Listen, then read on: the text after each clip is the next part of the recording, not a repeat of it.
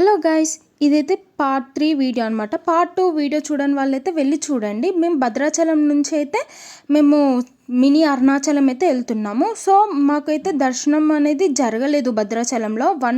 Afternoon 1 నుంచి 3 వరకు దర్శనం క్లోజ్ అనమాట. అందుకోసమే మేము మినీ అరుణాచలంకి అయితే వచ్చినాం. ఇదైతే Arunachalam temple, mini Arunachalam temple.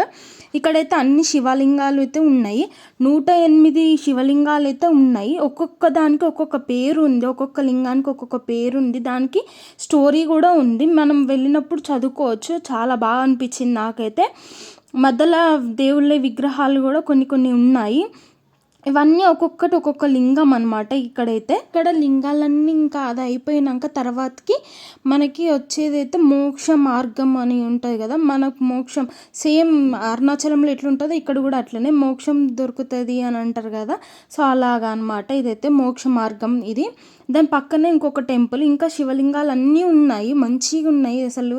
ఒక్కొక్కటి ఒక్కొక్కలాగా లింగం ఉంది, దానికి పేరు ఉంది, దానికి స్టోరీ కూడా ఉన్నాయి లింగాలకి, ఒక్కొక్క లింగంకి. ఇంకా తర్వాతకి ఇదైతే వచ్చేదైతే మనకి అద్దాల మేడ. ఇది టెంపుల్.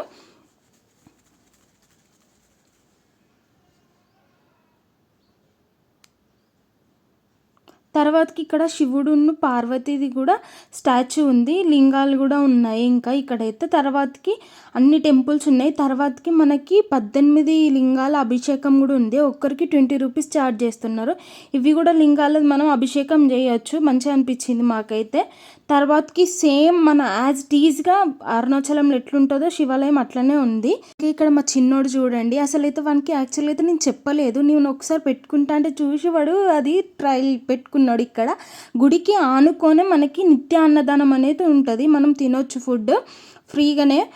చాలా బాగుంది ఫుడ్ అయితే. ఓకే, బాగా అనిపించింది మాకైతే. ఎవరైనా మనీ డొనేట్ చేయాలనుకున్న వాళ్ళైతే డొనేట్ చేయండి. మేమైతే వచ్చిన అమౌంట్ అయితే మేము డొనేట్ చేసినాం. పార్ట్ 4 వీడియో కావాలంటే కామెంట్ చేయండి.